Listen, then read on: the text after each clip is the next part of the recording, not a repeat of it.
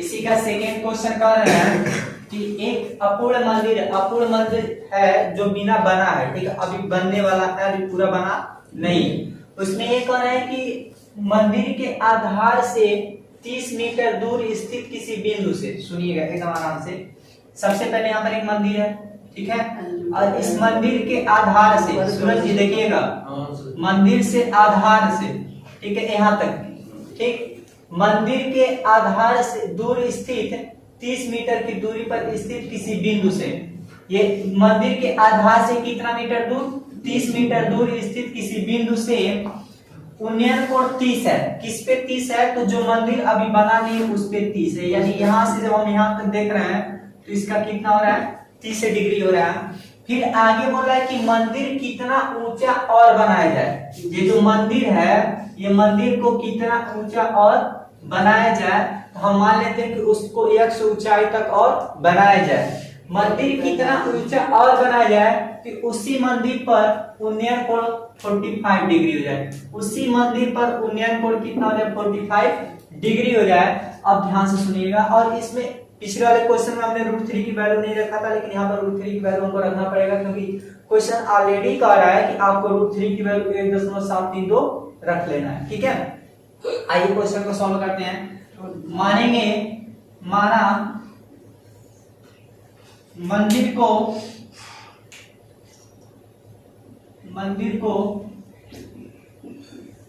x ऊंचाई तक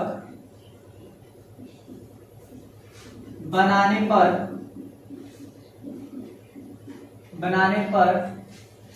उन्नयन कोण कितना हो जाएगा, 45 डिग्री हो जाएगा, 45 डिग्री हो जाएगा। तो आपको इसमें दो त्रिभुज दिखाई दे रहा है, एकदम सिंपली देखिएगा। हम बोलेंगे कि दो त्रिभुज कौन सा, तो आप बोलिएगा, देखिए एक DCB और एक दिखाई दे रहा है ACB। दोनों त्रिभुज को, कोई भी त्रिभुज आप उठा सकते हैं सबसे पहले, ठीक है। तो हम सबसे पहले जो त्रिभुज उठाएंगे मंदिर वाला, क्योंकि मंदिर वाला बना नहीं है। अगर आप AB उठाएंगे, ये AB उठाएंगे, तो इसमें दो पार्ट में ये बटा है। देखिए एक AD और एक DB। आपको पूछा है कि इसकी ऊंचाई ज्ञात करनी है, तो इसकी ऊंचाई ज्ञात करने के लिए आपको टोटल पहले निकालना पड़ेगा AB में से आपको BD घटाना पड़ेगा, तब x आप प्राप्त कर पाएंगे, ठीक है। लेकिन उस तरह लगेगा ही नहीं, क्योंकि हम लोग यहाँ पर सबसे पहले BD निकालेंगे। BD निकालने के बाद ये त्रिभुज इसी में जुड़ा है, तो हम बड़ा वाला त्रिभुज उठाएंगे, ठीक है। तो सबसे पहले हम उठाते हैं, सबसे पहले छोटा वाला त्रिभुज tan थीटा, यानी लिखेंगे त्रिभुज DCB में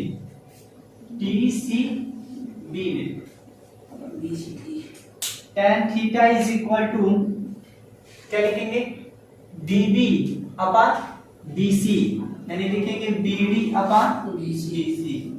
अब यहाँ पे जो tan आप अगर ये वाला ले रहा है, तो इसमें tan आप कितना लगाएंगे, 30 लगाएंगे, क्योंकि ये छोटा वाला जो है इसका 30 और जो बड़ा वाला वो 45। तो इसको tan 30 डिग्री, और BD की वैल्यू पता नहीं है, उसको हम छोड़ लेंगे, कोई दिक्कत नहीं है। D और नीचे क्या लिखा गया, BC, तो BC की वैल्यू कितना है, 30 मीटर है, तो उसको ले लीजिए। और tan 30 अंश की वैल्यू कितनी होती है, तो बोलेंगे कि 1/3 tan 30 अंश की वैल्यू 1/3।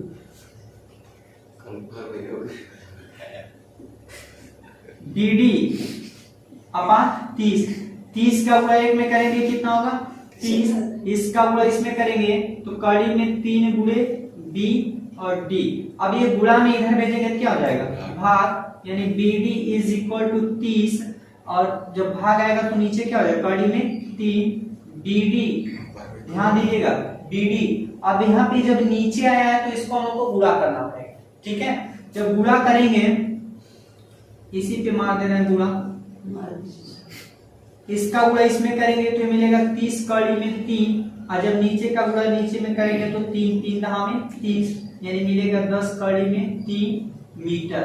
10 कड़ी में 3 मीटर। ये किसकी वैल्यू है, तो बोलेंगे DD की वैल्यू है। किसकी वैल्यू है, इसकी DD, ठीक है। अब ध्यान दीजिएगा, अब हमने क्या बोला है कि बोला ये है कि भाई इसको अब लेना पड़ेगा त्रिभुज ए सी बी को। तो लिखेंगे त्रिभुज ए सी बी में, त्रिभुज ए सी बी में। अब यहाँ पे जो आप लगाएंगे tan theta is equal to, ध्यान दीजिएगा, tan थीटा यानी आपको टोटल लिखना है ए बी, क्या लिखना है ए बी, नीचे BC यानी AB अपॉन BC, और जो थीटा की वैल्यू है, थीटा की वैल्यू अब हम कितना लेंगे 45 डिग्री लेंगे। कितना लेंगे 45। और AB की वैल्यू अगर आप टोटल ये अब पूछा जाए आपसे कितना होगा, तो ये ध्यान से सुनिए कितना होगा BD प्लस AD x होगा, यानी AD होगा, AD के लिए हम क्या लिखेंगे x लिखेंगे, यानी BD प्लस x। तो AB के लिए हम टोटल लिखने वाले हैं BD प्लस x, क्या लिखेंगे BD प्लस x, नीचे BC कितना है 30 है। अब एक बात बताइए, tan जो 45 डिग्री होगा यानी tan 45 होगा, tan 45 अंश का मान कितना होता है 1 होता है। कितना होता है 1, कितना होता है 1। इसके नीचे अगर हम 1 रख लेंगे तो कोई फर्क पड़ने वाला नहीं है। अब यहाँ पे BD प्लस x अपान 30 का गुणा 1 में करेंगे कितना होगा 30, और BD प्लस x का गुणा इसमें करेंगे तो BD प्लस x। अब यहाँ पे आपको वैल्यू किसकी निकालनी है x की ना, तो BD प्लस में उसको उधर ट्रांसफर करिए, यानी x इज इक्वल टू मिलेगा आपको 30 माइनस BD की वैल्यू, इधर BD रखिए x, और 30 माइनस BD की वैल्यू हमने यहाँ पर निकाला है, कितना निकाला है 10 कड़ी में 3, 10 कड़ी में 3, ध्यान दीजिएगा भाई, x और 30 माइनस 10 कड़ी में 3, यानी कड़ी में 3 का वैल्यू हमको रख लेना इस बार, ठीक है, इस बार हमको छोड़ना नहीं है। तो उसको जब रखेंगे 1.732 और x बराबर 30, और जब इसका गुणा इसमें करेंगे तो 10 का गुणा जब इसमें करेंगे तो ये होगा 17.32, कितना आ जाएगा 17.32। अब यहाँ से जब एक जीरो जाता है तो एक अंक इधर खिसका देता है, दशमलव उधर चला जाता है, ठीक है। जब एक जीरो जाता है तो एक अंक को इधर बुला लेगा और दशमलव को उधर खिसका लेगा। अब यंश में से इतना आपको घटाना है, ध्यान से सुनिएगा, 30 डबल 0 और 17.32 घटाना है, घटा दीजिए। 10 में से 2 जाएगा कितना बचेगा 8, 9 में से 3 गया 6, पॉइंट है तो पॉइंट लगाइए, 9 में से 7 गया कितना बचा 2, और 2 में से 1 गया 1, यानी आपका आएगा 12.68 मीटर। यानी जो मंदिर है, मंदिर को 12.68 मीटर और बना दिया जाए तो उसका नीचे से देखने पर जो एंगल बनेगा वो कितने का बनेगा 45 डिग्री का बनेगा, याद रहेगा ना। मतलब x की वैल्यू 12.68 मीटर लेना है, अगर 6.8 मीटर और बढ़ा देंगे तो जो एंगल रहेगा आपको दिखने से कितना दिखाएगा 45 पे वो दिखाई देना शुरू हो जाएगा। ओके, देखिए कह रहे हैं कि 1.5 मीटर लंबा एक लड़का 30 मीटर ऊंचे एक भवन से कुछ दूरी पर खड़ा है। जब वह ऊंचे भवन की ओर जाता है तब उसकी आंख से भवन के शिखर का उन्नयन कोण 30 डिग्री से 60 डिग्री हो जाता है। बताइए कि वो भवन की ओर कितनी दूरी तक चल कर गया है। ध्यान सुनिए, हमने एक फिगर भी बना दिया यहाँ पर। एक 30 मीटर ऊंचा भवन है, जो हमारा भवन की ऊंचाई है वो AF, वो 30 मीटर हमने यहाँ पर दिखा दिया गया, ठीक। अब ये 30 मीटर में थोड़ा ये ध्यान दीजिएगा कि इसमें बच्चे की भी लंबाई है, यानी बच्चे की लंबाई कितना है 1.5 मीटर है। अगर ये 1.5 मीटर है तो यहाँ से यहाँ तक इसके सामने भी 1.5 मीटर होगा, ठीक है। तो अगर इसके ऊपर हम उसको हाइट निकालेंगे तो ये 30 में से 1.5 निकाल देंगे, कितना हो जाएगा 28.5 मीटर, यानी 28.5 मीटर वो बचा। फिर वो बोला कि जैसे वो भवन की ओर बढ़ता है, पहले उसका 30 था, फिर भवन की ओर बढ़ता है तो उसका जो एंगल होता है वो कितने का होता है 60 डिग्री होता है। कह रहा है कि बताइए कि वह भवन की ओर कितनी दूरी चलकर गया। अब ध्यान से सुनिए, क्वेश्चन ऐसे है, दो त्रिभुज आप लोगों को दिखाई जाएगा इसमें, एक यहाँ से A B और D, एक A B और D, और दूसरा एक त्रिभुज आपको दिखाई देगा A C और D। अब देखिए यहाँ 1.5 मीटर से हमको कोई मतलब नहीं है, बस ये हमको याद रखना है कि यहाँ पर दोनों जगह पर क्या 28.5 है, ठीक है। तो इसमें हम क्या करेंगे सॉल्व करते वक्त, सबसे पहले देखिए लिखेंगे AD बराबर, ये AD बराबर तो हम क्या लिखेंगे, तो बोलेंगे ए ऑफ पूरी दूरी AF माइनस DF।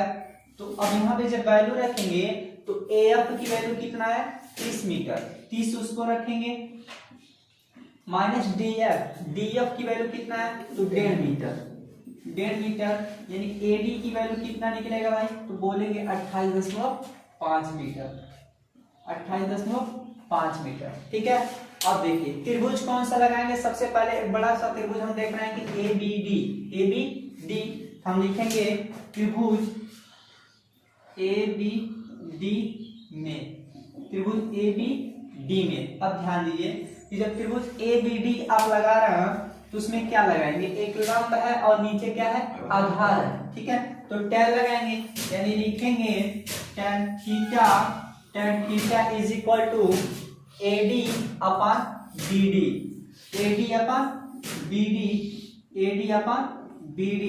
अब tan थीटा की वैल्यु कितना है तो 30 डिग्री है, तो 30 डिग्री इसको रखिए, और AD की वैल्यू कितना है तो बोलेंगे 28.5 है, 28.5, और यहाँ पर BD जो है B और D, तो B और D को हम ऐसे छोड़ देंगे, और tan 30 डिग्री की वैल्यू कितनी होती है 1/√3, और 28.5 नीचे BD।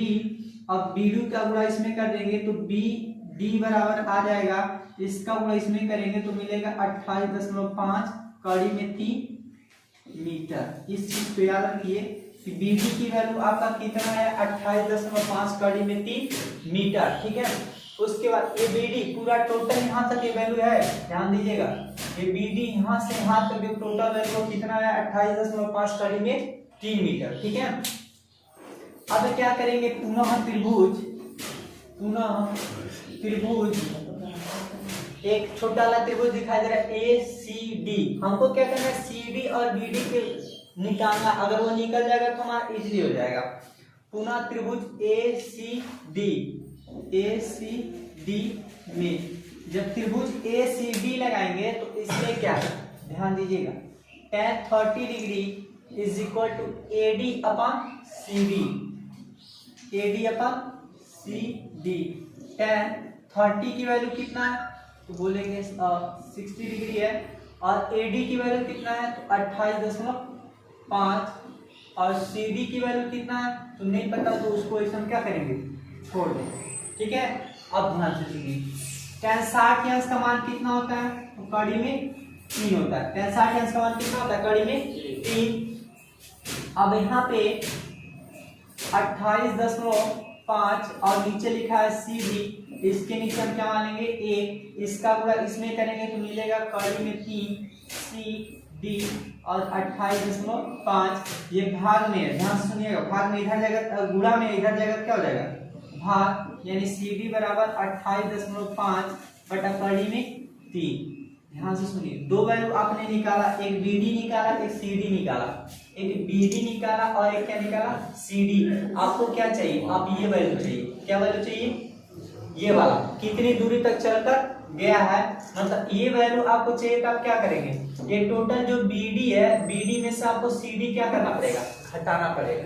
अब एक बात बताइए, जैसे मान लीजिए कि यहाँ से ये पूरी दूरी है, ठीक है, ये BD है, हमसे पूछ रहा है कि यहाँ से यहाँ तक, अगर यहाँ से यहाँ तक वैल्यू कितनी होगी तो आप क्या करेंगे, सीधी सी बात है कि पूरा BD लेंगे और CD इसको क्या करेंगे घटा देंगे, तो BC की वैल्यू पता चल जाएगा कि नहीं पता चल जाएगा, वैल्यू पता चल जाएगा कि नहीं पता चल जाएगा।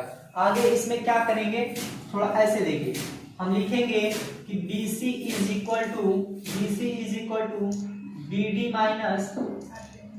Minus CD। सर उसमें करड़ी में 3 से गुणा नहीं करेंगे ऊपर नीचे, अभी कर लिया जाएगा, पहले रहने दीजिए उसको। ठीक है, आगे देखिए, इसका परिमेयकरण अभी कर लिया जाएगा। अभी चूंकि परिमेयकरण इसलिए नहीं कर रहा है क्योंकि घटाना है और इसका वो इसमें करना पड़ेगा, तभी आपको घट जाएगा। ठीक है, इसलिए हम परिमेयकरण नहीं किया। अब आगे सुनिए, जो BC आपका है, BC फाइंड करना है, और BD आपका कितना है टोटल, BD देखिएगा 28 कड़ी में 28.5 रूट 3 और CD आपका है तो CD देखिए 28.5 नीचे कितना है कड़ी में 3। ऐसे सुनिएगा। अब यहाँ से 28.5 नहीं कॉमन नहीं करेंगे भाई, अभी रुक करिए थोड़ा। अब कड़ी में 3 का गुणा कड़ी में 3 में करेंगे कितना होगा 3 होगा, 3 लिख देंगे माइनस 28.5 और नीचे क्या लिखेंगे कड़ी में 3। अब ध्यान दीजिएगा थोड़ा, 3 बचे कितना होगा 15, 15 को 5 हासिल कितना बचा 1 और 3 बटे 24 1 25, 25 को 5 हासिल कितना बचा 2 और 3 दूना 6 और 6 तो कितना हो गया 8, यानी 85 कितना मिला 5 मिला। फिर यहाँ पर लिखा है माइनस 28.5 और नीचे लिखा गया कड़ी में 3।